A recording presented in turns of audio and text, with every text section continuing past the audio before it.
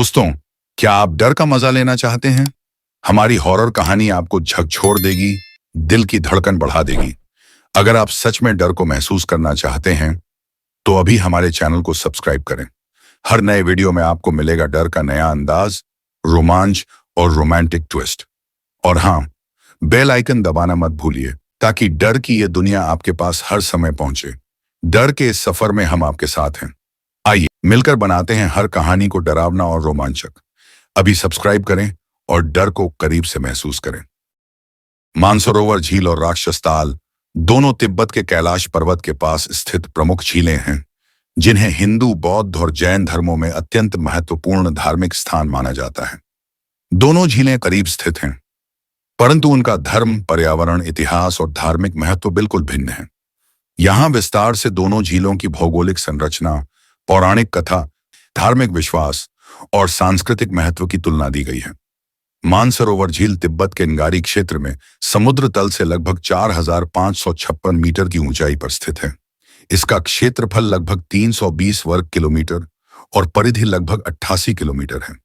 झील की औसत गहराई लगभग 90 मीटर है। मानसरोवर तिब्बती नाम मफम युमत्सो से जाना जाता है, जिसका अर्थ है शुद्ध पानी। यह झील समुद्र से दूर उत्तरी भारत, नेपाल और तिब्बत सीमा के इस त्रिभाजक क्षेत्र के समीप है और कैलाश पर्वत के निकट स्थित है। राक्षस ताल, जिसे स्थानीय भाषा में लग्नगर त्सो कहा जाता है, मानसरोवर की तुलना में थोड़ा छोटा है। इसकी समुद्र तल से ऊंचाई लगभग 4,575 मीटर है और क्षेत्रफल लगभग 225 वर्ग किलोमीटर है। यह झील अर्धचंद्राकार सेमी सर्कुलर है और इसके पानी का स्वाद नमकीन होता है। राक्षस ताल से सतलुज नदी निकलती है, जो क्षेत्र की प्रमुख नदियों में से एक है। मानसरोवर झील हिंदू धर्म के अनुसार परम पवित्र है। इसे भगवान शिव और माता पार्वती की झील माना जाता है। पौराणिक कथाओं के अनुसार यह झील ब्रह्मा के मन से उद्गमित हुई थी। साथ ही देवी सती के शरीर का दाहिना हाथ यहाँ गिरा था, इसलिए इसे शक्तिपीठ भी कहा जाता है। हिंदू, जैन और बौद्ध धर्म के अनुयायी इस झील के दर्शन करते हैं और यहाँ स्नान को पुण्य की प्राप्ति का माध्यम मानते हैं। राक्षस ताल का संबंध हिंदू पौराणिक साहित्य में रावण से बताया गया है।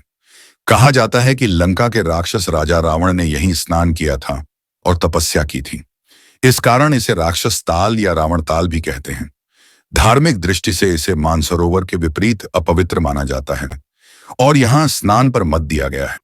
बौद्ध धर्म में भी राक्षस ताल को अंधकार और तमोगुण का प्रतीक माना जाता है। मानसरोवर झील के पानी की गुणवत्ता, मिठास तथा स्वच्छता के लिए विख्यात है। माना जाता है कि यहाँ स्नान करने से सभी पाप धो दिए जाते हैं। झील की जल व्यवस्था ताजा वर्षा जल और तिब्बती हिमनदों से होती है। राक्षस ताल का पानी नमकीन है और इसकी प्रकृति कुछ भिन्न है। यह झील कई पर्यावरणीय संवेदनशीलताओं का सामना कर रही है, क्योंकि इसका भौतिक स्वरूप और जल रासायनिक गुण मिथिला क्षेत्र से बिल्कुल अलग हैं। मानसरोवर और राक्षस ताल दोनों कैलाश मानसरोवर यात्रा के महत्वपूर्ण स्थल हैं। तीर्थयात्रियों के लिए मानसरोवर झील स्नान एवं पूजा स्थल है, जबकि राक्षस ताल की यात्रा में सावधानी बरतने का नियम है। तीर्थ यात्रा के दौरान लोग मानसरोवर झील के पानी में स्नान करते हैं, परंतु राक्षस ताल के पास जाने से परहेज करते हैं। सांस्कृतिक और आध्यात्मिक अंतर। मानसरोवर की जलती हुई शांति आंतरिक शुद्धता और मोक्ष का प्रतीक है। इसके विपरीत राक्षस ताल में गूढ़, सिक्खिम, रहस्यमय और भयावह कथाएं प्रचलित हैं, जो इसे अंधकार, पाप और कष्ट का प्रतीक बनाती हैं। दोनों झीलें मिलकर एक आध्यात्मिक धरा प्रस्तुत करती हैं, जहां जीवन और मृत्यु, शांति और संघर्ष दोनों तत्व एक साथ विद्यमान हैं। उत्तराखंड की ऊंची पहाड़ियों में बसा है एक छोटा सा कस्बा लोहाघाट। वहां से कुछ ही किलोमीटर दूर जंगलों और धुंध से घिरा हुआ एक प्राचीन झील है, राक्षस ताल। स्थानीय लोग उसे शापित झील कहते हैं कि वहां कभी कोई भी रात गुजार नहीं पाया। राक्षस ताल का नाम सुनते ही पहाड़ी गांवों में सन्नाटा छा जाता था। बुजुर्ग कहते थे, उस झील में कभी कोई डूबा नहीं, पर जो गया वो लौट कर इंसान नहीं रहा। झील के चारों ओर विशाल देवदार और बांज के पेड़ खड़े थे और उनके बीच से बहती हवा में जैसे किसी के रुदन की आवाज आती थी। रात होते ही पूरा इलाका धुंध से ढक जाता। लेकिन इन सब चेतावनियों के बावजूद एक शख्स वहां जाने का निश्चय करता है। अमित चौहान, 26 साल का यूट्यूबर जो भूत प्रेत की सच्ची घटनाओं पर वीडियो बनाता था। उसका चैनल धीरे धीरे चल रहा था, लेकिन उसे चाहिए था एक ऐसी कहानी जो वायरल हो जाए। एक दिन उसके मेल पर एक ईमेल आया। मैं रुद्राक्ष नेगी, लोहा घाट का रहने वाला हूं। मेरे गांव के पास एक झील है, राक्षस ताल। पिछले महीने मेरे 2 दोस्त वहां गए थे और अब तक लौटे नहीं।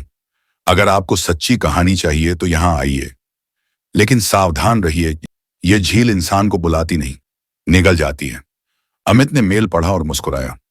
भाई, अगर ये सच्ची है तो कंटेंट जबरदस्त मिलेगा, उसने खुद से कहा। 2 दिन में उसने अपने कैमरे, drone, lights and sound equipment pack कर लिए। दिल्ली से काठगोदाम तक ट्रेन और फिर टैक्सी से लोहा घाट। जैसे जैसे अमित की गाड़ी पहाड़ों की ओर बढ़ रही थी, मौसम बदलने लगा।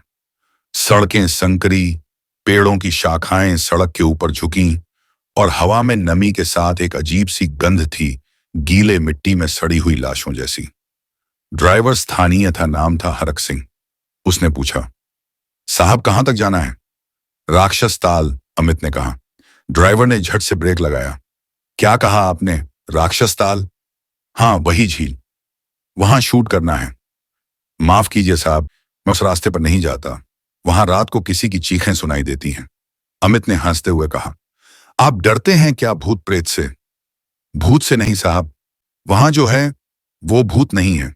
ड्राइवर ने उतारने की बात कही और अमित को लोहा घाट के बाहर एक छोटे से ढाबे पर उतार दिया।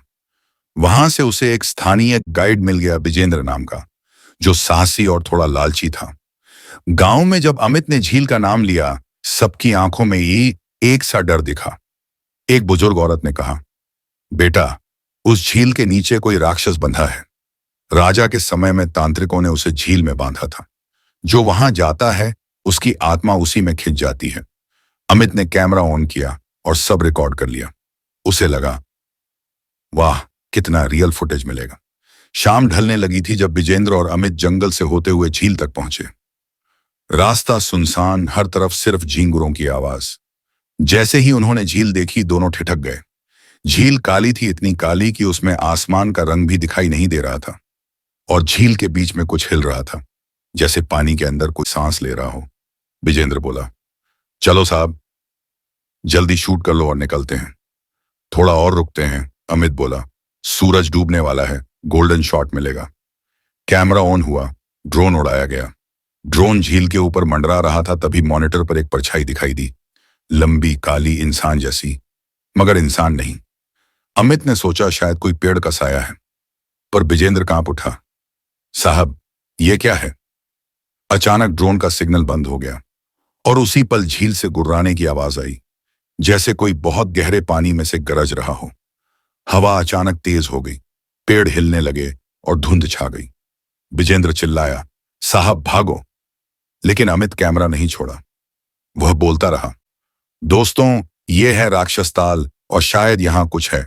उसकी आवाज रुक गई। झील से कुछ निकला, लंबा, काला, इंसानी कद से 2 गुना, बिना चेहरा मगर चमकती आंखें। विजेंद्र भाग चुका था। अमित वहीं खड़ा था। ठिठक कर कैमरे की लाइट उस आकृति पर पड़ी। वो धीरे धीरे झील के बाहर निकल रही थी। पानी उसके पीछे उबलने जैसा लग रहा था।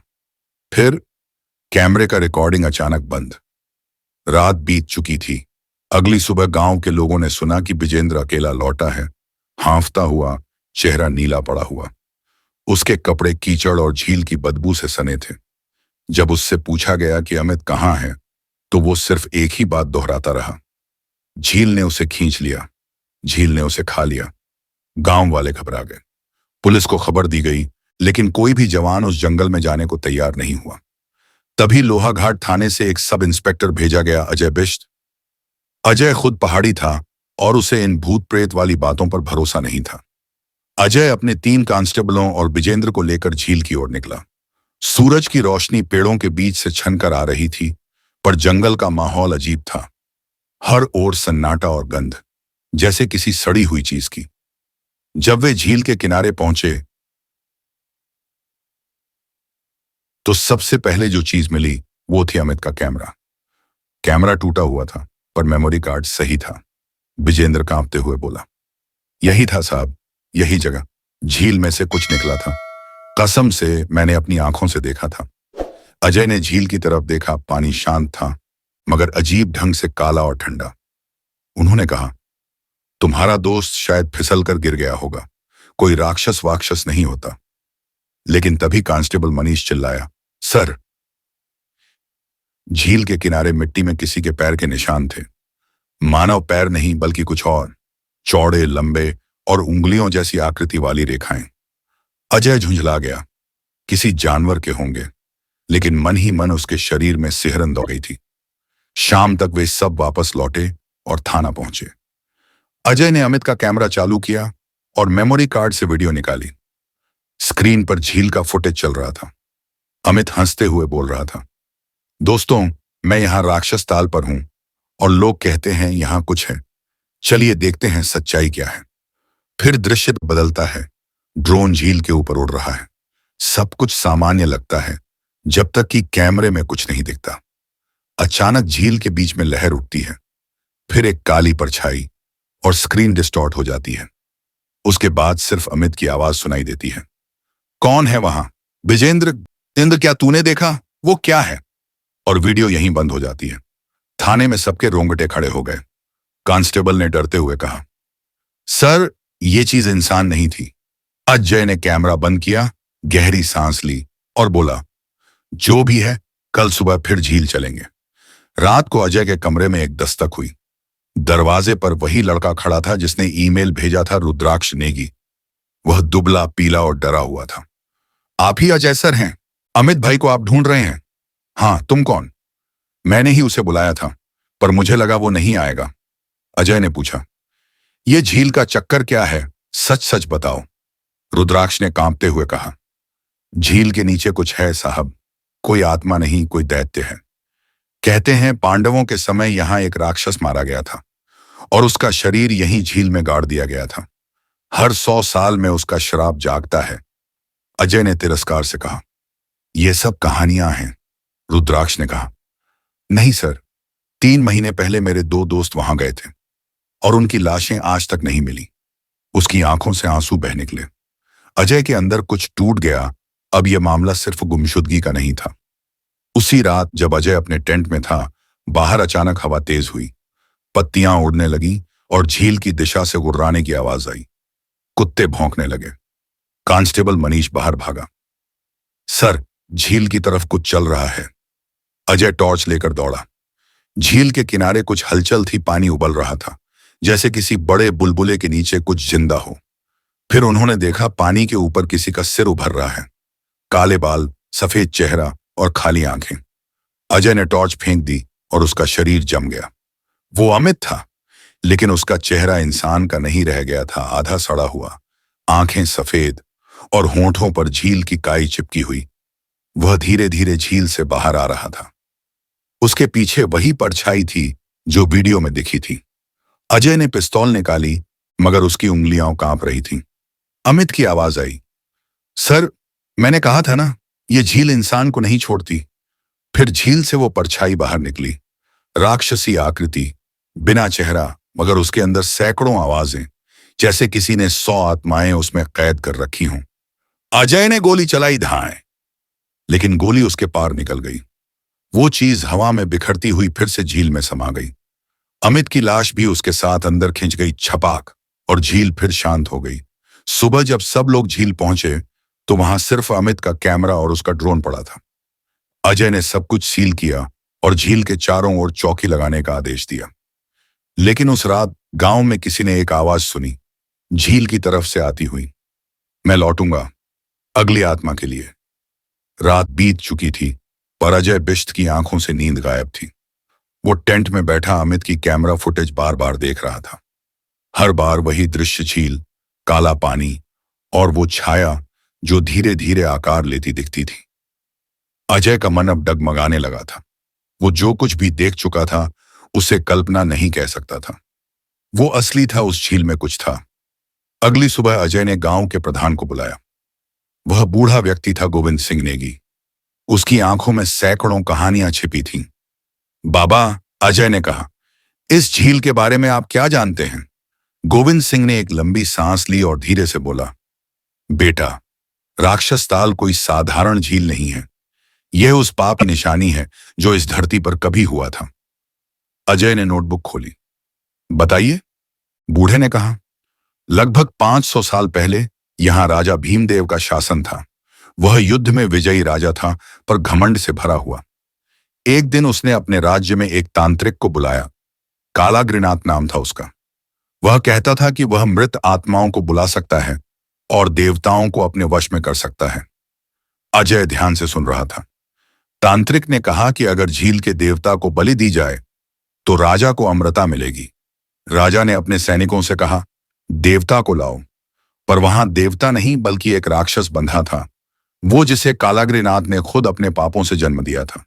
बलि देते वक्त वह राक्षस तंत्र मंत्र टूटने से मुक्त हो गया और राजा की पूरी सेना को झील में खींच लिया। अजय के रोंगटे खड़े हो गए। फिर क्या हुआ? बूढ़ा बोला। तांत्रिक ने आखिरी बार मंत्र बोला और राक्षस को झील में बांध दिया। पर जाते जाते राक्षस ने श्राप दिया, हर 100 साल में झील मेरी प्यास बुझाने के लिए किसी इंसान को खींचेगी। और तब से यह सिलसिला चलता आया है। अजय ने कहा, मतलब यह घटना हर 100 साल बाद दोहराई जाती है? गोविंद सिंह ने सिर हिलाया। हाँ, और पिछले 100 साल पूरे हुए पिछले महीने। यह सुनकर अजय की रीढ़ में ठंडक दौड़ गई। मतलब अमित और उसके दोस्त उसी श्राप के चक्र में फंस गए थे। बूढ़े ने एक पुरानी लकड़ी की तख्ती दिखाई जिस पर संस्कृत में कुछ लिखा था। यह तांत्रिक की छोड़ी हुई पार्टी है। इसमें लिखा है, जो जल में चेहरा देखेगा वही जल में विलीन होगा। अजय ने याद किया वीडियो में अमित झील के पास झुककर पानी में अपना चेहरा देख रहा था। अजय ने ठान लिया, अगर श्राप है तो इसका तोड़ भी होगा। उसने रुद्राक्ष को बुलाया और साथ ही गांव के पुजारी पंडित नारायण जोशी को। पंडित जी ने सुना तो बोले, राक्षस की आत्मा को बांधने के लिए जो मंत्र प्रयोग हुआ था वही आज भी काम करेगा, पर अब तंत्र अधूरा है। तो इसे पूरा कैसे करें? अजय ने पूछा। इसके लिए किसी को झील के केंद्र तक जाना होगा। रुद्राक्ष कांप गया।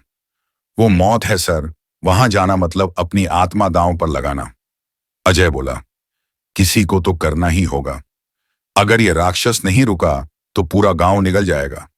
रात के ठीक 12 बजे अजय, रुद्राक्ष और पंडित जी झील के किनारे पहुंचे। चारों तरफ घना अंधेरा, झींगुरों की आवाज भी जैसे थम गई थी। पंडित जी ने लाल कपड़े में लिपटी एक किताब निकाली। यह वही तंत्र है जो कालाग्रिनाथ ने लिखा था। उन्होंने दीपक जलाया और मंत्र पढ़ना शुरू किया। हवा अचानक ठंडी हो गई और झील में लहरें उठने लगीं। अजय ने देखा पानी के अंदर कुछ चमक रहा था, जैसे कोई आंखें खोल रहा हो। फिर झील के बीचों बीच बुलबुले उठे और वो आवाज आई जो रातों को गूंजती थी। कौन है जिसने मेरी नींद तोड़ी? पंडित जी चिल्लाए। वो जाग गया है, मंत्र पूरा करो। अजय ने टॉर्च झील पर डाली। वो राक्षसी आकृति फिर दिखाई दी। लंबा, बिना चेहरा, मगर अब उसका रूप और भी भयानक था। आसमान तक फैली परछाई और नीचे से लहरें उफान मार रही थीं। पंडित जी मंत्र पढ़ते रहे। एयूएम भूतनाथाय नमः। स्थिर रहो। राक्षस गर्जा, तुम मनुष्य मुझे बांधना चाहते हो। मैं हर उस आत्मा का स्वामी हूं जिसे इस झील ने पिया है। अचानक झील से दर्जनों हाथ निकले, मानव हाथ जो कीचड़ से लथपथ थे। वे पंडित जी को पकड़ने लगे। रुद्राक्ष चिल्लाया, सर कुछ कीजिए। अजय ने दीपक उठाया और राक्षस की ओर फेंक दिया। दीपक हवा में जाकर झील के केंद्र में गिरा और जैसे ही वह तेल फैला, झील के ऊपर आग की परत छा गई। राक्षस दहाड़ा। आग नहीं, पंडित जी ने आखिरी मंत्र बोला। अग्नि से जन्मा, अग्नि में समा। एक तेज धमाके के साथ पूरी झील चमक उठी। राक्षस की परछाई आग में जलने लगी और उसकी आवाज हवा में घुल गई। मैं लौटूंगा जब कोई फिर मेरा नाम लेगा। सुबह जब धुंध छौंटी तो झील का पानी शांत था और सूरज की किरणें उसमें प्रतिबिंबित हो रही थीं। कहीं कोई काला साया नहीं, कोई बदबू नहीं। अजय, रुद्राक्ष और गांव वाले झील के पास खड़े थे। पंडित जी अब जीवित नहीं थे। उनकी देह शांत अवस्था में झील के किनारे मिली, पर उनका चेहरा शांत था, जैसे उन्हें मोक्ष मिला हो। अजय ने कहा, श्राप खत्म हुआ। गोविंद सिंह ने धीरे से कहा, श्राप खत्म नहीं होता बेटा, वो सिर्फ सो जाता है। अजय ने सिर झुका लिया और झील के पास मिट्टी में अमित का कैमरा दबा दिया। वो बोला, तेरा नाम कोई नहीं लेगा अब। झील अब शांत थी। सूरज की पहली किरणें पानी पर पड़ती तो लगता जैसे झील सोई हुई है। अजय बिश्त ने पूरे इलाके को सील करवा दिया और आदेश दिया, अब यहां कोई नहीं आएगा। यह इलाका निषिद्ध है। लेकिन जो चीज शक्ति है, जो श्राप है, वो किसी आदेश से नहीं रुकता। वो तो नाम से जगता है और किसी की आवाज से वापस लौट आता है। 1 साल बीत गया। अजय अब उत्तराखंड छोड़कर देहरादून में ट्रांसफर हो गया था। झील की घटना ने उसकी जिंदगी बदल दी थी। वो अब रातों को नींद में चौंक कर उठ जाता।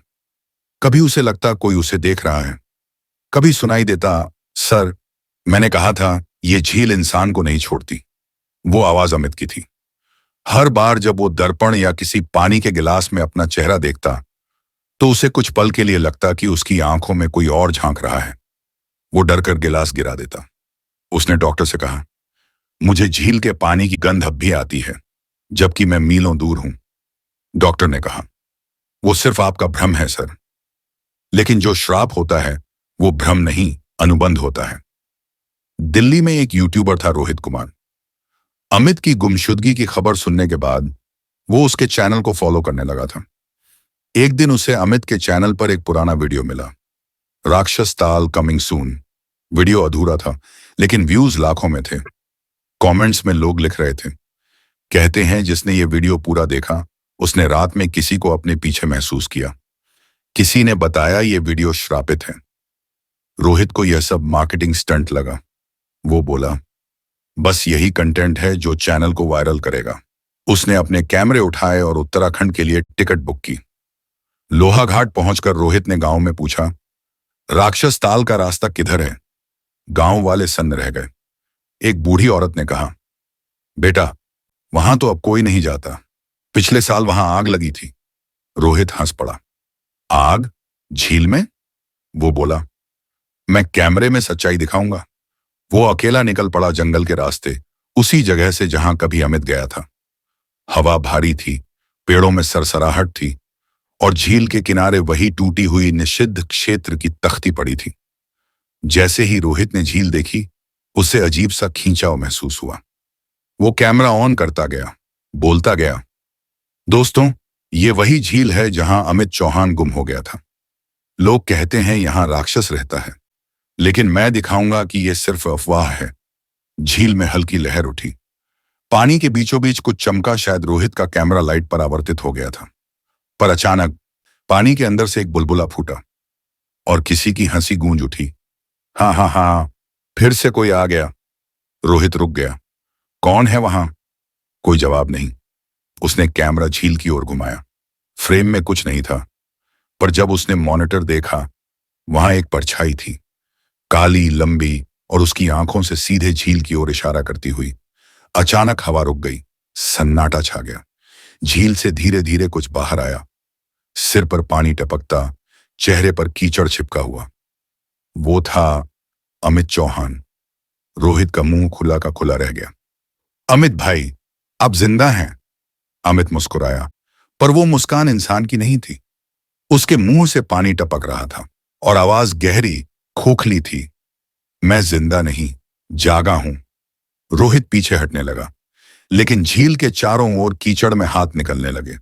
दर्जनों हाथ, जैसे झील के नीचे सैकड़ों आत्माएं कैद हों। अमित बोला, मैंने कहा था जो नाम लेगा वही मेरी जगह लेगा। रोहित चीखा, नहीं। पर झील से वही राक्षसी आकृति उठ खड़ी हुई। इस बार पहले से भी विशाल, पहले से भी भयानक। वो अमित के पीछे थी और उसके साथ मिलकर जैसे एक हो गई। अब वो न अमित था न राक्षस, दोनों का मिला जुला भयावह रूप। उसने झील के किनारे से रोहित को एक झटके में खींच लिया। आग, और फिर झील फिर से शांत। 3 दिन बाद गांव के लोग फिर झील के पास पहुंचे। उन्हें झील के किनारे एक कैमरा मिला। कैमरे में आखिरी रिकॉर्डिंग थी। रोहित की आवाज तो, अगर कोई ये वीडियो देख रहा है तो कृपया मेरा नाम मत लेना। और स्क्रीन काली। वीडियो अपने आप यूट्यूब पर अपलोड हो गया और अगले कुछ दिनों में वायरल हो गया। लोगों ने वीडियो देखा, कमेंट्स में लिखा। वीडियो बीच में बंद हो गया, पर हेडफोन में किसी के फुसफुसाने की आवाज आई, मैं लौट आया हूं। सरकार ने फिर से उस झील को बंद कर दिया। पर आज भी अगर कोई राक्षस ताल बोल देता है तो कहीं ना कहीं किसी कैमरे की लाइट अपने आप ऑन हो जाती है और हवा में वही आवाज गूंजती है, मैं लौटूंगा जब कोई मेरा नाम लेगा। बड़ी मुश्किल से आकाश ने मन बनाया था कि वह अकेले राक्षस ताल की यात्रा करेगा। उसका दिल उस रहस्य को जानने की उत्सुकता से धड़क रहा था, लेकिन साथ ही उसे स्थानीय लोगों की चेतावनियां भी याद आ रही थीं कि झील के पास जाना खतरनाक होता है, क्योंकि वहां की परछाइयां जिंदा हैं जो अपने दायरे में आने वालों को कभी छोड़ती नहीं। उसका दिमाग उन बचपन की कहानियों से भरा था जो उसने दादी से सुनी थी, जहां राक्षताल को दानवों का ठिकाना कहा जाता था। संयमित और सावधानी पूर्वक वह धीमी चाल से झील के किनारे बढ़ा। चारों ओर घने पेड़, नीले बादल और ठंडी हवा से उसकी सांसें फूल रही थीं। जब वह झील के पास पहुंचा तो वहां पानी एकदम ठंडा और काला हो गया था, मानो उसका रंग ही उसकी आत्मा छुपाए बैठा हो। आसमान पर धुंध छाई थी, जिससे झील और कहीं ज्यादा डरावनी लग रही थी। आकाश ने अपने फोन की कैमरा सेटिंग्स पर खास ध्यान दिया। टॉप व्यू मोड में कैमरा चालू किया और झील की सतह पर टिका दिया। उसने खुद को संभाला और धीमी आवाज में अपने दर्शकों से कहा, देखिए, मैं यहां राक्षताल पर पहुंचा हूं। यह जगह नहीं, यह एहसास है जिसे मैं कैमरे में संरक्षित करने जा रहा हूं। इसी बीच झील के पानी में हलचल हुई। एक धुंधली परछाई सतह से उठकर उसके सामने दिखी। इसके लाल और चमकीले आंसू जैसे जोरों से झलक रहे थे। परछाई ने धीरे धीरे उसे घूरना शुरू किया, मानो उसकी आत्मा को चीरना चाहता हो। हृदय की गति तेज हो गई, पर उसे हथियार मात्र यही कैमरा था। यह कोई आम परछाई नहीं है, उसने फुसफुसाते हुए कहा। यह इस ताल की आत्मा है जो सदियों से जिंदा है, और उससे जो निकलता है उसे लौटने का मौका नहीं मिलता। वो छाया जैसे ही करीब आई, झील के पानी में हलचल तेज हो गई। आकाश का चेहरा झील की काली गहराई में दबता हुआ महसूस हुआ। तभी एक घनी धुंध चारों ओर फैल गई और एक भीषण दहाड़ ने पूरे इलाके को आवाजों से भर दिया। उस दहाड़ में कोई मानव ध्वनि नहीं थी, बल्कि वह प्रकृति की विपदा, पुरानी आत्माओं के दर्द और क्रोध का संगम था। आकाश की सांसें थम गईं। उसने फोन की लूरिकिंग बंद करने की कोशिश की, लेकिन फोन स्थिर था और कैमरा रिकॉर्ड कर रहा था। वह तिलमिला उठा और झील की ओर दौड़ लगा दी। कई मीटर दूर जाकर वह रुक सका, लेकिन झील की काली परछाई ने उसे अभी छोड़ा नहीं था। उसकी परछाई ने उसकी छाया को भी निगल लिया था। उस दिन से आकाश की जिंदगी कभी पहले जैसी नहीं रही। प्रत्येक रात उसे उस झील की आवाजें और परछाइयां याद आती हैं। उसकी रिकॉर्डेड वीडियोस वायरल हुई, लेकिन उसने महसूस किया कि राक्षताल में छिपा रहस्य मानवीय सीमा से दूर है, और उसको जितना जाना चाहिए उतना ही बेहतर है। रक्षा ताल की कहानी में वह एक और रहस्य था जो उस क्षेत्र के लोगों के दिलों में डर की छाया बन रहा था। छेद्र, उस गांव का एक युवक जो अपने मवेशियों को चराने झील के पास आया था, अनजाने में एक ऐसी घटना का गवाह बन गया जिसे वो कभी भूल नहीं पाया। उसके साथ जो हुआ उसके बारे में अब तक कोई ठोस उत्तर नहीं मिला। छेदर अपने झुंड को लेकर पहाड़ की ढलानों पर चराने निकला। उसने अपने फोन का टॉप व्यू कैमरा चालू कर रखा था ताकि अपने दिनों की मेहनत और पहाड़ की खूबसूरती रिकॉर्ड कर सके। झील तक पहुंचते पहुंचते उसकी खटासों भरी सांसें साफ सुनाई दे रही थीं, लेकिन उस ठंडी हवा में एक भरोसेमंद शांति भी थी। हालांकि झील के पास आते ही सब कुछ बदल गया। धरती पर एक अजीब सी ठंडक फैल गई और मवेशी घबरा उठे। छेदर ने झील के पास से गुजरते हुए अपने फोन से झील की सतह रिकॉर्ड करने लगा। अचानक उसे अपनी परछाई के अलावा पानी में एक और हलचल दिखाई दी। पानी ने सर्प की तरह लहरें बनाई और झील की गहराई से एक अंधेरी आकृति उभर आई। मचाने लगी हलचल के बीच छेदर का संपूर्ण झुंड डर से इधर उधर भाग गया। छेदर ने अपने फोन से रिकॉर्डिंग जारी रखी, पर कुछ ही देर में उसकी आवाज कड़कने लगी और वीडियो में घना काला तत्व नजर आने लगा। फिर वह छेदर अचानक वहां से लापता हो गया। परंतु साहब, कुछ दिनों बाद ड्रोन सर्वे में उसकी आकृति ताल के अंदर पानी में डूबी हुई मिली। उसकी यह पुकार आज भी गांव के लोगों के कानों में गूंजती है, और कोई नहीं जानता कि क्या सचमुच छेदर जीवित है या उसकी आत्मा अभी भी उसी झील के भीतर फंसी हुई है। यह घटना रक्षा ताल के भूतिया किस्सों में एक नया अध्याय जोड़ती रही। लोग अब भी उस क्षेत्र से काफी दूर रहने लगे और छेदर की कहानी हर रात ताल की अबोध झील के किनारे एक स्याह सच्चाई की तरह सुनाई देती है। काले धुएं और भयानक गर्जनाओं की कहानी उस दिन की थी जब मेरी गाइडिंग टीम के साथ राक्षताल की यात्रा पर निकला था। मेरा नाम तौसीफ था और मेरी आदत होती थी कि मैं हमेशा टूर के हर पलों को फ्लाइट के टॉप व्यू कैमरे से रिकॉर्ड करता। उस दिन अचानक झील के ऊपर से काले बादल उठने लगे। हवा में घने धुएं ने आसमान को ढक दिया और तल से एक विशाल दहाड़ निकली जो जमीन को हिला देने वाली थी। वह दहाड़ देख और सुनकर पर्यटक भर्राए हुए खड़े थे। मैंने देखा कि उस धुएं का रंग विचित्र था, कहीं कहीं लाल चमकती रोशनी के साथ। फोन की रिकॉर्डिंग में वह सब कुछ साफ दिख रहा था। जैसे ही दहाड़ गूंजी, आसपास की पेड़ पौधे जोर जोर से हिल उठे। अचानक हवा रुक गई और फोन खुद ब खुद बंद हो गया। हमने बाद में उसे चालू किया तो केवल काले धुएं की आवाज, दहाड़ और चीखें रिकॉर्ड थीं। उस दिन से राक्षताल के काले धुएं की दहाड़ एक ऐसी दास्तान बन गई जो लोगों के जहन में दहशत की तरह बस गई। कई लोग कहते हैं कि यह ताल एक ऐसे द्वार की तरह है जहां पुरानी आत्माएं अपनी वर्तमान पीढ़ी को चेतावनी देती हैं। इस अध्याय में मैं सोनम हूं, जिसने राक्षताल की रहस्यमय आकाशीय गर्जना को अपनी आवाज और फोन के टॉप व्यू कैमरे से कैद किया। यह घटना मेरी जिंदगी का वह पक्ष है जो कभी भूल नहीं सकती। हमारी डॉक्यूमेंट्री टीम झील के ऊपर ड्रोन उड़ाती रही। जब आसमान साफ और नीला था, एकाएक झील के बीचों बीच से काला धुंधलाता धुआं उठने लगा जो एक छल्ले जैसे गोल घूमता रहा। तभी आसमान में गड़गड़ाती गर्जना ने जोर पकड़ लिया। पर असल में आसमान बिल्कुल साफ था। न कोई मेघा ढके हुए थे, न हवा थी। यह गर्जना धूप के बीच सुनसान जगह पर गूंज रही थी, जो झील से निकल रही थी जैसे किसी प्राचीन आत्मा की आवाज। टॉप व्यू कैमरे ने उस गर्जना को पूरी स्पष्टता के साथ रिकॉर्ड किया। हमने उसे कई बार सुनाई और हर बार लगता जैसे झील अपने दर्द को चिल्ला रही हो। आसपास पहले से ही भयावह वातावरण था जो उस गर्जना से और भी भयानक बन गया। राक्षताल की कहानियों में एक सबसे भयंकर किस्सा था रावण की प्रतिछाया का। यह वह रहस्यमय छाया थी जिसके 10 सिर थे और जो झील के किनारों पर अंधेरे में आती जाती दिखाई देती थी। इस छाया को सबसे पहले मनोज ने अपने फोन के टॉप व्यू कैमरे में कैद किया था, जिसने उसकी जिंदगी को पूरी तरह बदल कर रख दिया। मनोज, जो एक युवा यूट्यूबर था, अपने सब्सक्राइबर बढ़ाने के लिए नए और डरावने कंटेंट की तलाश में था। जब उसने राक्षताल के बारे में सुना तो उसकी जिज्ञासा और बढ़ गई। वह अकेले झील के किनारे गया, अपने फोन के टॉप व्यू कैमरे को चालू किया और एक रोमांचक वीडियो बनाने का निश्चय किया।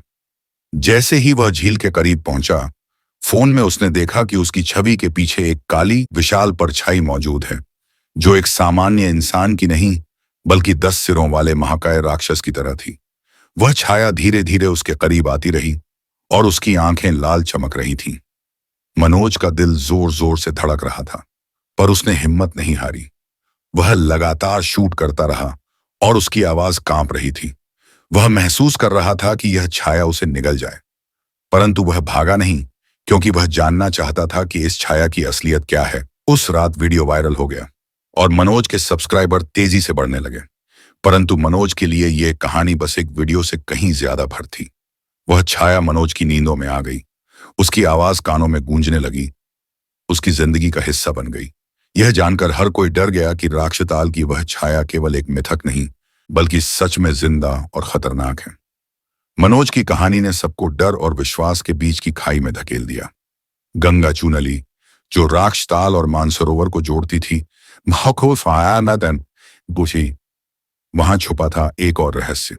मनोज ने इस नली की खोज करने का फैसला किया, क्योंकि उसने सुना था कि वहां पानी के नीचे एक सुनहरी लकीर है जो कभी देखी गई कुछ भी सामान्य नहीं है। मनोज अकेला गंगाचू की ओर गया, अपने फोन के टॉप व्यू कैमरे के साथ। पानी का रंग गाढ़ा और काला था, लेकिन पानी के नीचे सुनहरी रेखाएं चमक रही थीं। वह उस रेखा को पकड़ने की कोशिश करता रहा और तभी वह रेखा तेजी से हिलने लगी और अचानक गायब हो गई। फोन की स्क्रीन पर वह दृश्य भयानक दिख रहा था और मनोज की हिम्मत जवाब दे गई। उसने महसूस किया कि वह किसी प्राचीन शक्ति के बीच खड़ा है जिसे छूना मुमकिन नहीं था। उस घटना के बाद उसके सपनों में वह सुनहरी सांप बार बार आ गया। उसने अपने सब्सक्राइबरों को इस अनुभव के बारे में बताया, जिससे उनकी संख्या बढ़ी, पर उसे पता था कि इस रहस्य के पीछे एक गहरा अंधेरा छिपा है। राक्षताल के काले पानी की सतह पर रात की धोती धीरे धीरे बिछ रही थी, लेकिन उस नदी के किनारे जो घटनाएं होती रहीं, वह किसी भी डरावनी कहानी से कम नहीं थी। मनोज ने अपने फोन के टॉप व्यू कैमरे से एक पुरानी टूटी फूटी नाव को रिकॉर्ड किया, जो झील की सतह पर तैर रही थी, लेकिन ऐसा मानो कोई उसे तैराए नहीं बल्कि वह खुद चल रही हो। स्थानीय लोगों की मान्यता थी कि उस झील में नाव तैरती नहीं और वहां जहाजों के आने जाने का कोई इतिहास भी नहीं। लेकिन मनोज ने अपनी जिज्ञासा को रोक नहीं पाया। उसने उस नाव के पीछे पीछे जाकर रिकॉर्डिंग की। जैसे ही उसने नाव को निकट से कैप्चर किया, पानी के भीतर से एक ठंडा हाथ बाहर निकला, जिसे देखकर उसकी रूह कांप उठी। वह हाथ किसी लंबे समय से फंसी आत्मा का प्रतीक था।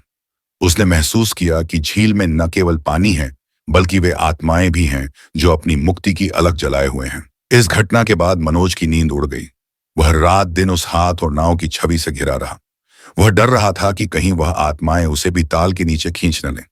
उसकी यह वीडियो सबसे ज्यादा वायरल हुई, जिसने उसके सब्सक्राइबरों को डर के साए में बांध दिया। मनोज ने अपनी अगली रात राक्षताल के किनारे बिताई। उम्मीद करता था कि कोई और रहस्य उसके कैमरे के सामने आएगा। रात के 3:30 पर जब चारों ओर सन्नाटा पसरा था, तभी मोबाइल के रिकॉर्डिंग में किसी अनजान भाषा में मंत्रोच्चार सुनाई दिया। यह आवाज मानव वाणी के बाहर की प्राचीन रहस्यमय भाषा की तरह थी। स्थानीय युवती नीमा ने भी यह आवाज सुनी और मनोज के पास आई।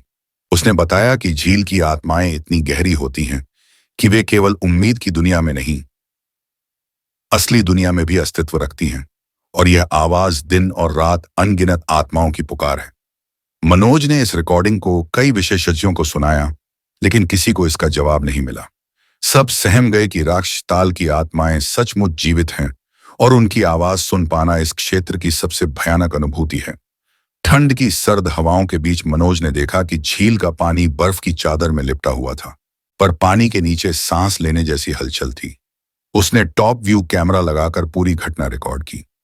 पानी के भीतर एक धुंधली चमकीली आकृति तैर रही थी, जो न तो पूरी तरह मानव थी, न पूरी तरह पानी का हिस्सा।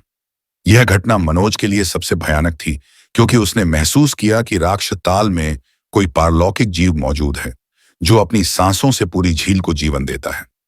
उस दिन की रिकॉर्डिंग को देखकर सब सदमे में थे, लेकिन मनोज के लिए वह यह अनुभव जीवन भर की कसम बन गया कि वह कभी भी उस झील के रहस्यों को हल करने से पीछे नहीं हटेगा। मेरी आखिरी यात्रा में मैं अपने ड्रोन कैमरे के साथ राक्षताल की ऊंचाइयों से दृश्य रिकॉर्ड कर रहा था। धुंध और मध्यम रोशनी के बीच ड्रोन ताल की सतह के ऊपर से उड़ान भर रहा था, और मैंने उस भयावह वातावरण को कैमरे में कैद करने का पूरा प्रयास किया। जब मैं घर पर वीडियो प्ले कर रहा था, तो अचानक एक सफेद धुंधली आकृति पानी की सतह पर दिखी, जो धीरे धीरे तैर रही थी। एक महिला का चेहरा था, जिसमें एक गहरा दर्द और पुकार थी, मानो वह किसी अपनी की आवाज बुला रही हो। तभी वीडियो में एक तेज भयावह चीख सुनाई दी, मत आओ, मत आओ। जैसे ही वीडियो की आवाज उस चीख तक पहुंची, मेरे शरीर में सिहरन दौड़ गई। इस अनुभव के बाद मैंने तय किया कि मैं इस भयानक जगह की ओर खोज नहीं करूंगा। यह झील केवल पानी का अथाह भंडार नहीं, बल्कि बीते समय की भूली बिसरी आत्माओं का घर है, जो अपने दर्द और दहशत के साथ अभी भी उसी पानी में जीवित हैं। इस कहानी को सुनाकर मैं चाहता हूं कि आप सब सावधान रहें।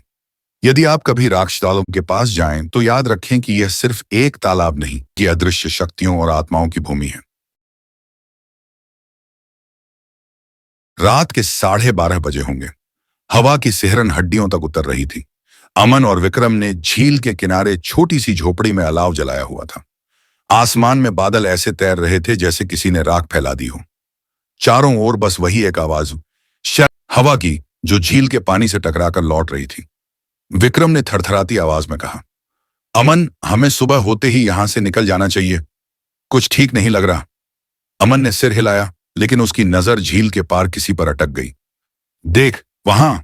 झील के दूसरी ओर कोई खड़ा था, लंबा काला साया, जैसे इंसान हो, मगर उसकी चाल इंसानी नहीं थी। अमन ने मोबाइल की टॉर्च जलाई। रोशनी पानी पर पड़ी तो लगा जैसे कोई सफेद चेहरा कुछ देर को झलक गया और फिर लहरों में डूब गया। विक्रम पीछे हट गया। ये वही है ना, जो गांव वाले झील का रक्षक कहते हैं? अमन बोला। रक्षक नहीं, राक्षस। सुबह का उजाला होते होते भी माहौल वैसा ही था, झील का पानी हल्का हल्का लाल दिखाई दे रहा था, जैसे उसमें किसी ने खून घोल दिया हो। अमन ने अपने लैपटॉप में कैमरा फुटेज देखी। रात के 1 बजे के बाद एक परछाई कैमरे के सामने से गुजरी थी। उस परछाई का चेहरा इंसान का था, लेकिन हड्डियों जैसा ढांचा साफ दिख रहा था। विक्रम कांपते हुए बोला, वो इंसान नहीं था अमन। अमन ने ठंडे स्वर में कहा, अगर वो राक्षस है तो हमें उसकी सच्चाई सबके सामने लानी होगी। वो दोनों गांव की बुजुर्ग औरत दादी लामा पहुंचे। दादी ने सुनते ही कहा, राक्षस ताल कभी सामान्य झील नहीं रही बेटा। सदियों पहले यहां एक साधु ने तप किया था। लोगों ने उसके ऊपर पत्थर बरसाए थे। उसने मरते समय श्राप दिया, इस झील में जो भी आएगा उसकी आत्मा यहीं बस जाएगी। अमन ने डरते हुए पूछा, क्या इस झील में कोई गया है? दादी ने धीमी आवाज में कहा, हाँ मेरी बेटी, आज भी रात को उसकी हंसी पानी के भीतर से आती है। अमन ने तय किया कि अब उसे झील में उतरना होगा। कैमरा, ऑक्सीजन सिलेंडर और गोप्रो लेकर वह पानी में उतर गया। झील का पानी बर्फ की तरह ठंडा था, पर जितना नीचे जा रहा था उतना गर्म होता जा रहा था। नीचे एक अजीब गंध थी, जैसे सड़ी हुई लाशों की। पानी के भीतर उसने देखा दर्जनों हड्डियां टेढ़ी मेढ़ी झील की मिट्टी में धंसी हुई थी। और वहां सबसे नीचे एक विशालकाय कंकाल बैठा था, जिसके माथे पर तिलक था। अचानक उसकी आंखें लाल जलने लगीं, पानी में लहरें उठीं और अमन का कैमरा झटक कर अलग फेंक दिया गया। विक्रम ऊपर खड़ा बेतहाशा चिल्ला रहा था, अमन वापस आओ। पर अब देर हो चुकी थी। झील का पानी खौलने लगा था और लाल रोशनी अंदर से ऊपर उठ रही थी। 3 दिन बाद अमन का शरीर झील के किनारे मिला, मगर चेहरा गायब था, जैसे किसी ने खाल उधेड़ दी हो। गांव के लोग अब झील के पास जाने से डरने लगे। रात को वहां अजीब आवाजें आने लगीं, कभी बच्चे के रोने की, कभी किसी औरत की हंसी की। विक्रम अब अकेला था, पर उसे लग रहा था कि अमन की आत्मा हर वक्त उसके साथ है। वो जहां भी जाता, पानी की बूंदें गिरती और मोबाइल अपने आप ऑन हो जाता। वीडियो रिकॉर्डिंग में बस झील दिखती थी और एक साया जो धीरे धीरे पास आता जाता। विक्रम अब पागलपन की हद तक पहुंच गया था। उसने कैमरा उठाया और बोला, अगर झील में राक्षस है तो आज मैं उससे आमने सामने मिलूंगा। वो रात को अकेला गया। झील के किनारे हवा चीख रही थी। विक्रम ने कैमरा चालू किया। अचानक पानी में हलचल हुई। एक विशाल कंकाल धीरे धीरे पानी से बाहर निकला। उसकी हड्डियां चांदनी में चमक रही थीं, आंखें आग जैसी लाल थीं। विक्रम ने डरते हुए कहा, तू कौन है? और झील से आवाज आई, मैं वही हूं जिसे तुमने जगाया है।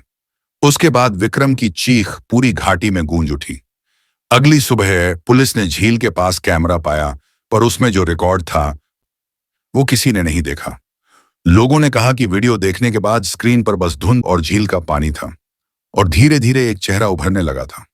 वो अमन का था। आज भी जो कोई राक्षस ताल झील के पास जाता है, उसके मोबाइल में अपने आप वही वीडियो रिकॉर्ड होने लगता है।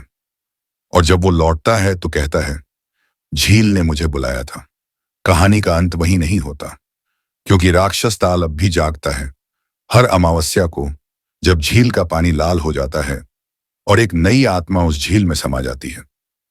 अगर कभी हिमालय की यात्रा पर जाओ तो उस झील से दूर रहना, क्योंकि वहां सिर्फ पानी नहीं है, वहां कोई तुम्हारा इंतजार कर रहा है। पुलिस ने झील के किनारे जो कैमरा बरामद किया था उसे जांच के लिए लैब भेजा गया। जब तकनीशियनों ने उस वीडियो को चलाया तो शुरुआत में बस काली स्क्रीन दिखाई दी। कुछ सेकंड बाद अचानक एक चेहरा उभरा। वो अमन का था, लेकिन आंखें पूरी तरह सफेद थीं, जैसे किसी ने उनमें से रोशनी चूस ली हो। अमन का चेहरा कैमरे के करीब आया और उसके होंठ हिले, पर आवाज नहीं आई। तकनीशियन ने ऑडियो ट्रैक को बढ़ाया और जो आवाज सुनाई दी उसने कमरे का हर इंसान सन्न कर दिया। राक्षस ताल जगह है, भागो। फिर स्क्रीन झटके से हिलने लगी और झील का दृश्य सामने आया। पानी में लहरों के बीच से कुछ निकल रहा था। वो कोई इंसान नहीं था। उसका सिर इंसानी था, लेकिन शरीर कंकाल जैसा, और रीढ़ की हड्डी के नीचे एक पूंछ जैसी चीज लहरा रही थी। वीडियो खत्म हुआ। कमरे में सबकी सांसें थम गईं। एक पुलिस अफसर ने कहा, इसे बंद करो, ये चीज इंसानी नहीं है। दिल्ली से एक अनुसंधान दल भेजा गया। 4 लोग थे। डॉक्टर, मीरा नेतृत्व, राजीव कैमरामैन, सौरभ हाइड्रोलॉजिस्ट और तनिष्क जियो स्पेशल एनालिस्ट। उनका काम था झील की गहराई, तापमान और जैविक तत्वों का अध्ययन करना। मीरा ने गांव के बुजुर्गों से पूछा, क्या आपने कभी झील का रंग लाल होते देखा है? एक बूढ़ा आदमी बोला, हर अमावस्या को, लेकिन उस रात कोई बाहर नहीं निकलता, क्योंकि तब झील इंसान नहीं, आत्माएं निकलती है। दल ने उपकरण सेट किए और झील के किनारे कैंप लगा दिया। पहली रात शांत रही, लेकिन दूसरी रात को उपकरण अपने आप ऑन हो गए। राजीव ने रिकॉर्डिंग देखी। झील के बीच में से रोशनी की एक लंबी रेखा निकल रही थी और उसके चारों ओर आकृतियां घूम रही थीं, जैसे भूत पानी के भीतर तैर रहे हों। तीसरी रात अचानक कैंप के बाहर शोर हुआ। राजीव दौड़कर बाहर आया। मीरा, कोई झील से बाहर आ रहा है। पानी में हलचल थी। धीरे धीरे एक आकृति उभरी। उसके हाथ बेहद लंबे और हड्डियों पर चिपकी त्वचा सड़ रही थी। मीरा ने टॉर्च मारी। वो अमन था, लेकिन अब उसका चेहरा इंसान का नहीं रह गया था। आंखें खून से भरी और आवाज गूंजती हुई, तुमने झील को जगाया है, अब लौटना मना है। वो सब भागे, मगर झील का पानी जैसे पीछे पीछे बह रहा था।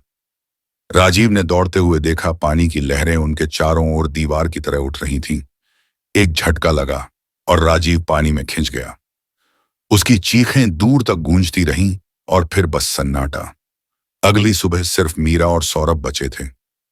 मीरा ने पुरानी तिब्बती पांडुलिपियों में एक कहानी खोजी।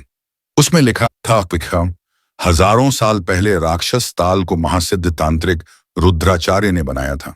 वो झील में कालज्योति नामक आत्मिक शक्ति को बंद करना चाहता था, पर जब उसके शिष्य ने उसे धोखा दिया तो वो उसी झील में डूब गया। मरने से पहले उसने श्राप दिया, जो कोई इस झील के रहस्य को जानने की कोशिश करेगा, वो मेरी आत्मा का हिस्सा बन जाएगा। मीरा कांप गई। उसने महसूस किया कि झील के पास खड़ी होते ही उसके कानों में फुसफुसाहटें आने लगी थीं। मीरा, नीचे आओ।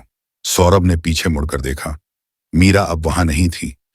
सिर्फ पानी में लहरें थीं और एक साया झील में डूबता जा रहा था। तनिष्क अब अकेला था।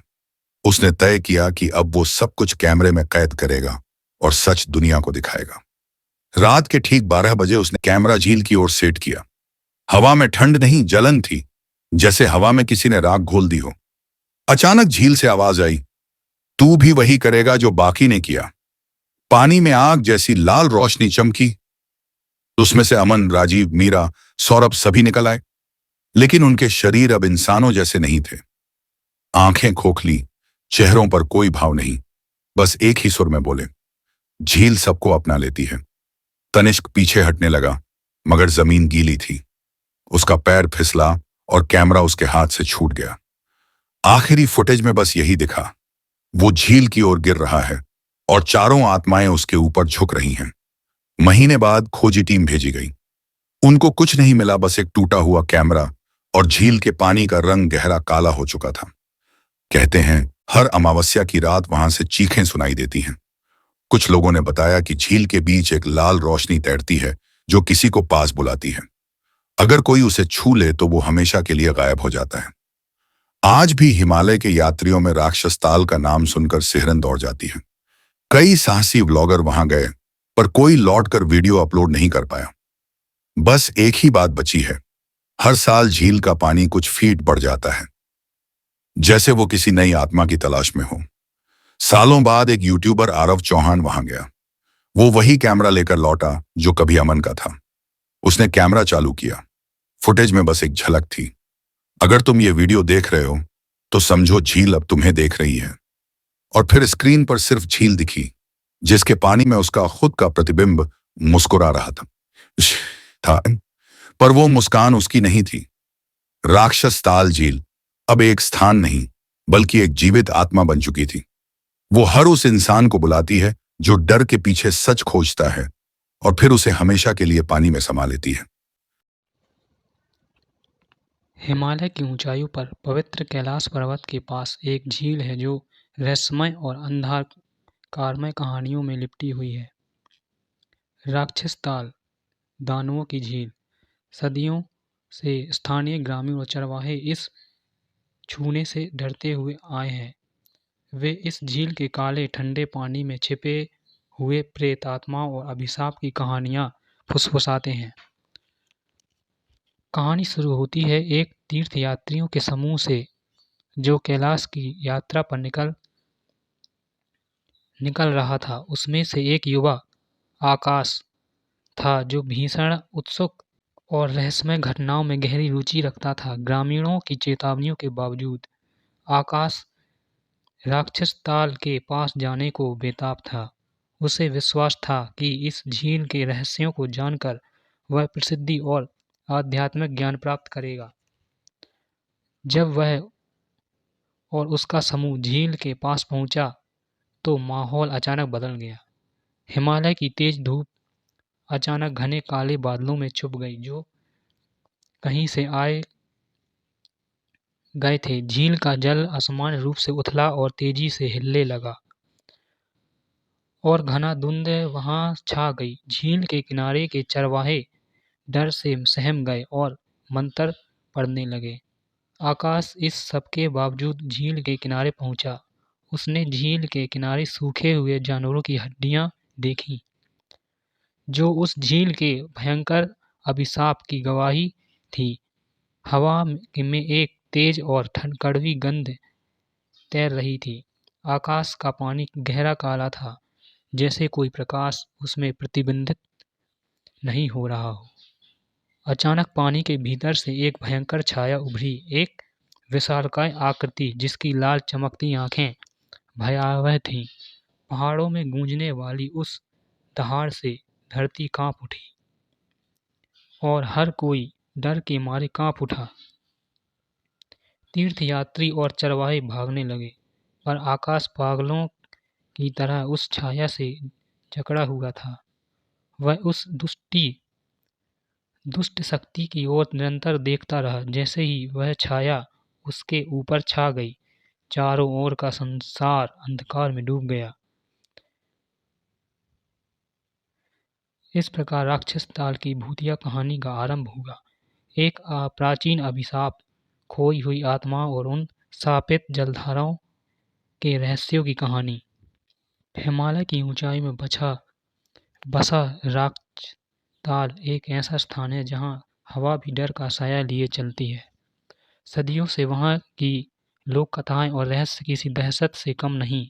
कुछ कहानियों में सबसे भयानक और विचित्र उस अजीब परछाई की कथा जो झील के पानी से उठकर विचित्र घटनाओं को जन्म देती है। आकाश एक युवा और खोजी प्रवासी था जो रहस्यों की दुनिया में डूबना पसंद करता था। उसने कई बार सुना था कि राक्षस ताल के काले पानी में छिपी वह परछाई लोगों की जिंदगी को एक अनजान दिशा में ले जाती है। उसकी उत्सुकता उसे रोक नहीं पाई। वह झील के किनारे अपने फोन और कैमरे के साथ वीडियोग्राफी करने लगा। जैसे ही उसने कैमरा चालू किया, ठंडी हवा ने उसकी रीढ़ में सिहरन पैदा कर दी। रात का अंधेरा झील के ऊपर घना हो रहा था और धीरे धीरे काले बादल आसमान पर छाने लगे। अचानक झील के पानी में एक धुंधली सी परछाई उभरी।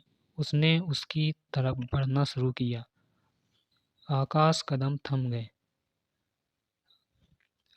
कदम थम गए। उसकी सांसें भारी हो गई। कैमरा रिकॉर्ड करता रहा। परछाई के करीब आते ही झील का पानी गड़गड़ाने लगा और आसपास के पेड़ों की पत्तियां तेज हवा में सरसराने लगीं। एक गहरी दहाड़ वातावरण को दहलाने लगी, मानो कोई प्रेम आत्मा जगा उठी हो। आकाश के फोन की स्क्रीन पर वह परछाई अब साफ दिख रही थी। उसकी लाल चमकती आंखें खौफनाक थीं। जैसे ही परछाई ने आकाश को छूने का प्रयास किया, वह झटका मारते हुए पीछे हट गया, लेकिन उसका फोन गिर गया और स्क्रीन काली हो गई। एक चारों ओर सन्नाटा छा गया। आकाश अकेले वही रह गया उस अनजानी परछाई के साथ, जो केवल रिकॉर्डिंग में नहीं, असलियत में भी उसकी जान लेने आई थी। उन अनछुए हिमालयी गांवों में जहां राक्षस ताल अपनी काली छाया बिखेरता था, चरवाहों की एक छोटी सी टोली अपने मवेशियों के साथ घाटी की ओर बढ़ रही थी। उसमें से एक का नाम था छेदर, जो अपनी चतुराई और साहस के लिए जाना जाता था। छेदर को झील के पास मंडराते अनजाने भय से कोई वास्ता नहीं था। लेकिन उसकी असल परीक्षा तब हुई जब वह झील के बिल्कुल पास गया। एक सुबह जब धूप की पहली किरणें कैसेट की खड़ी चोटियों से टकरा रही थी, छेदर अपने गाय भैंस लेकर राक्षस ताल के पास चराने गया। उसने अपने फोन और कैमरा चालू किया ताकि बाद में उन दृश्यों को यादगार बनाया जा सके। किंतु जैसे ही उसने झील के पास कदम रखे, वातावरण में एक अजीब सी शांति आई और बादलों ने अचानक घेरा डाल लिया। उस जगह से गुजरते हुए वे मवेशी अचानक घबरा हुए भागने लगे, लेकिन छेदर खड़ा रहा। कुछ देर बाद जब गांव वालों ने देखा कि छेदर वापस नहीं आया, तो वे उसकी तलाश में निकले। उन्होंने कई जगह खोजने के बाद भी उसे नहीं पाया। एक सप्ताह बाद एक अंतर्राष्ट्रीय ड्रोन सर्वे में उस क्षेत्र का नज़ारा देखा गया, जिसमें अलाव की रोशनी जैसी कोई आकृति झील के अंदर डूबती और उभरती दिखाई दी। उस ड्रोन के द्वारा ली गई टॉप व्यू वीडियो में छेदर की हल्की सी परछाई धुंधली सी झील के भीतर तेजी से डूबती नजर आई, जैसे कोई उसका प्रेम साथी हो। तब किसी ने राक्षस ताल के आसपास चरवाहों को नहीं देखा और छेदर की कहानी उस गांव में एक अनसुलझी पहेली बन गई। वह गायब चरवाहा अब भी राक्षस ताल की गहराइयों में कहीं छिपा है। उसकी आत्मा झील के अंधकार में फैली हुई है और कहानियां के अनुसार उसकी प्रतीक्षा कर रही है वह आत्मा जो उसे आज़ाद कर सके। यह कहानी एक स्थानीय गाइड नाम के तौसीफ की जुबानी है, जिसने अपनी आवाज़ के साथ रिकॉर्ड की हुई घटना साझा की है। हम सभी जानते थे कि राक्षस ताल में कुछ है जो आम सामान्य जगहों में बिल्कुल अलग है। दोनों किनारों में एक विशाल प्रकृति से घिरी हुई झील, उसके काले पानी और उग्र हवा में एक अजीब सी भीषण सच्चाई छिपी थी। ये बात मैंने अपनी कई सालों की यात्रा में महसूस की। वो दिन था जून 2024 का। मैं कुछ पर्यटकों के साथ राक्षस ताल के पास था, उनका मार्गदर्शन कर रहा था। मेरी आदत थी कि दूर के हर पल को फ़ोन के या कैमरे में रिकॉर्ड करता रहूं। तभी अचानक अंधेरा छा गया। आसमान से नहीं बल्कि झील के ऊपर एक काला धुआं उठना शुरू हो गया। धुआं इस कदर घना था कि मानो बीच तालाब में ज्वालामुखी फट। लोग डर गए, चीखें मची, लेकिन मैंने हिम्मत नहीं हारी। कैमरा ऑन था। ये धुआं एक छल्ले की तरह घूमता रहा और अचानक ताल का पानी उछलने लगा। तभी जोरदार दहाड़ ऐसे निकली जैसे पृथ्वी फट रही हो। वो अचानक इतनी भयंकर थी। वो भयंकर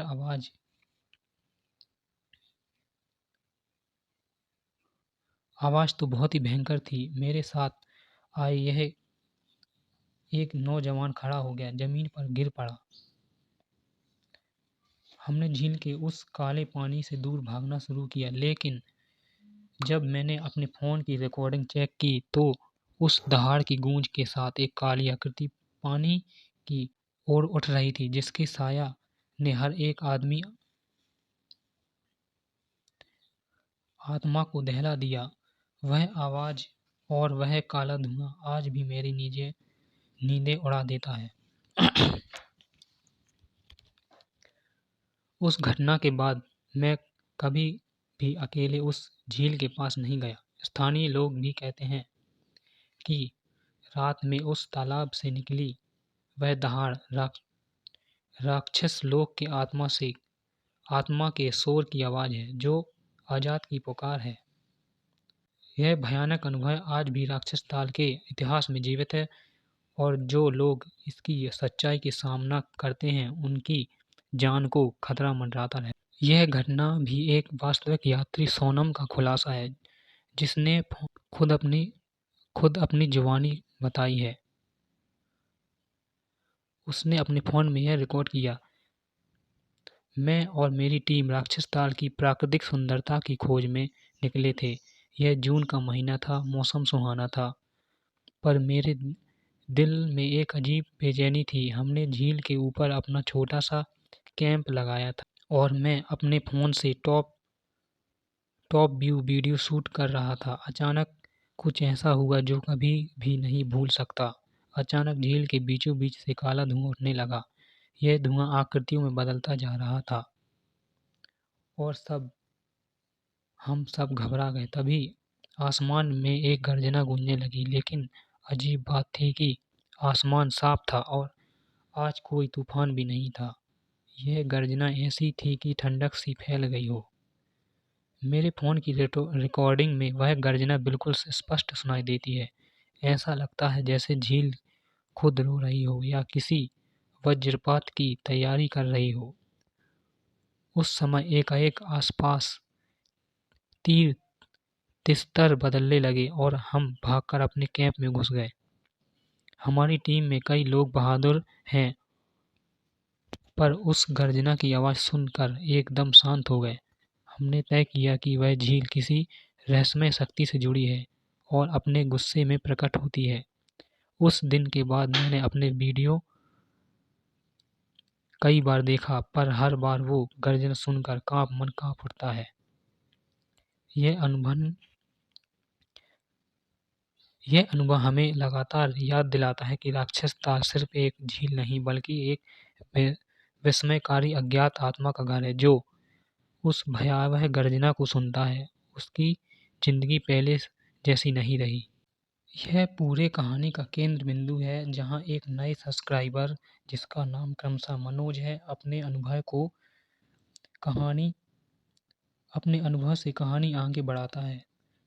उसने अपने फ़ोन व कैमरा से रिकॉर्ड किया है, जो उसके राक्षस ताल के भूतिया रहस्यों की गहराई में ले जाता है। मनोज एक नए यूट्यूबर और उस डरावनी कहानियों की शौकीन। मैंने चैनल की शुरुआती दिन में 500 सब्सक्राइबर पाने के लिए एक खास प्लान बना रहा था। मैंने अपने फ़ोन का टॉप व्यू कैमरा उठाया और राक्षस ताल की ओर चल पड़ा, क्योंकि वहाँ के अंधेरे और खौफनाक किस्से मुझे खींच रहे थे। जैसे ही मैं झील के किनारे पहुंचा, फ़ोन रिकॉर्डिंग चालू थी। आसपास का माहौल बेहद तनावपूर्ण था। हवा तेज थी, बादल काले घने। अचानक मैं अपनी सेल्फी लेने लगा और जब तस्वीर देखी तो मेरे पीछे एक विशाल परछाई नजर आई, जिसके 10 सिर थे। मेरा दिल रुक गया मेरा दिल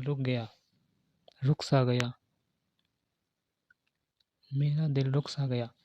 उस दिन के बाद मेरी ज़िंदगी एक डरावनी फिल्म की तरह बदल गई। मेरे सब्सक्राइबर तेज़ी से बढ़ने लगे, क्योंकि मेरी ये वीडियो वायरल हो गई। लेकिन यही वीडियो मेरी आत्मा को भी बंदी बना लिया।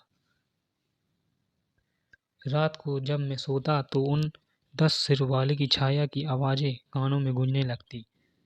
मेरे फ़ोन के टॉप व्यू कैमरे को पूरी तरह से काम करना बंद कर दिए, लेकिन वह परछाई मेरे ख्यालों में साथ-साथ मेरे चैनल की सफलता का द्योतक बन रही थी।